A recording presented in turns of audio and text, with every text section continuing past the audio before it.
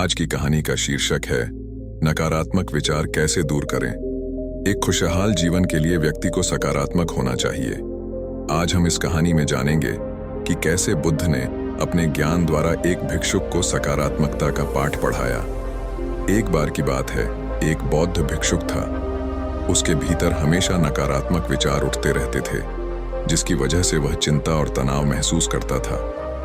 बौद्ध धर्म के सारे नियम तो वह अपना रहा था, लेकिन उसे यह भी पता चल रहा था कि यह सिर्फ बाहर से है, क्योंकि यदि वह बौद्ध धर्म में बताए गए नियमों को भीतर से अपनाता तो उसके अंदर यह नकारात्मक विचार आते ही नहीं।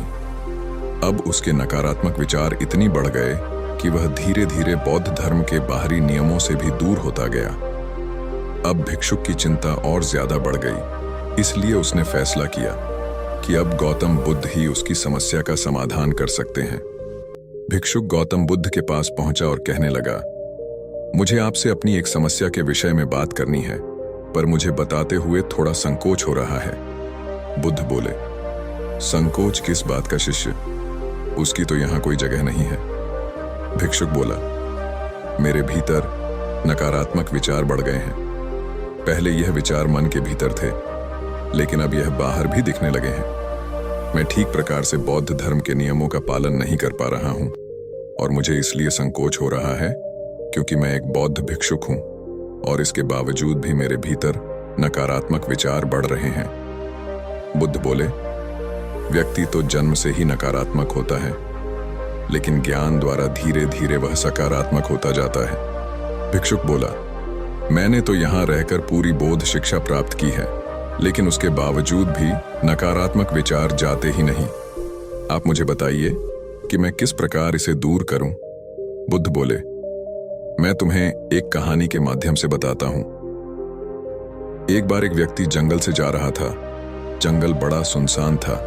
इसकी वजह से उसके भीतर पहले से ही डर उत्पन्न हो गया था। चलते चलते उसे एक सांप दिखा। वह घबराकर भागने लगा। वह 2 कदम ही भाग पाया कि उसका पैर एक पत्थर से टकराया और वह गिर गया। वह बुरी तरीके से घायल हो चुका था। उसके पास साहस नहीं था कि वह उठ सके। उसको लगा अब तो वह मरने ही वाला है। कुछ देर रुककर जब उसने पीछे की तरफ देखा तो सांप के आकार की एक लकड़ी थी। लकड़ी को देखते ही उसकी जान में जान आई। वह सोचने लगा, मैं कितना बड़ा मूर्ख हूं। इस लकड़ी को सांप समझ रहा था। पल भर में ही उस व्यक्ति का डर छूमंतर हो गया और इस तरह कहानी समाप्त हो गई। बुद्ध बोले, तुम्हारे भीतर भी डर है, कुछ छिन जाने का, कुछ पाने खोने का, और इसी डर के कारण तुम्हें चिंता और तनाव हो जाता है, और इन सब के पीछे नकारात्मकता अपने आप ही चली आती है। भिक्षुक बोला, हाँ, आप सही कहते हो, लेकिन मैं इस विषय में आपसे थोड़ा और जानना चाहता हूं कि कैसे मैं एक सकारात्मक इंसान बनूं। बुद्ध बोले, तुम ध्यान से मेरी बताई गई बातों को सुनो। बुद्ध ने सकारात्मक होने के विषय पर एक एक करके उपदेश देना शुरू किया। हमेशा जागरूक रहो, हमेशा वास्तविक जीवन में जीने की कोशिश करो, और किसी भी घटना से तुम्हारे भीतर क्या प्रतिक्रिया होती है उस पर विशेष ध्यान दो। धीरे धीरे इससे तुम्हारी जागरूक होने की शक्ति बढ़ेगी। दूसरों को माफ करना सीखो। यदि किसी से गलती हो जाए तो उसे माफ करना सीखो। ऐसा करने से तुम्हारे भीतर चिंता और तनाव कम होता जाएगा। दूसरों के साथ साथ खुद को भी माफ करना सीखो।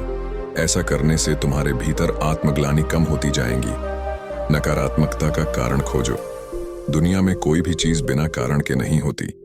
तुम्हारी नकारात्मकता का असली कारण क्या है, उसे खोजने का प्रयास करो। जड़ तक जाओ ताकि तुम देख सको कि तुम क्यों नकारात्मक हो रहे हो। खोजते खोजते समझ जाओगे। आभार व्यक्त करो। जीवन के प्रति हमेशा अपना आभार व्यक्त करो। देखो कि जीवन ने तुम्हें क्या क्या सकारात्मक दिया है। यह सोचो कि तुम कितने सौभाग्यशाली हो कि तुम्हें बुद्धत्व को जानने का मौका मिल रहा है। बुद्ध की यह बात सुनकर भिक्षुक ने उनके आगे हाथ जोड़ लिए।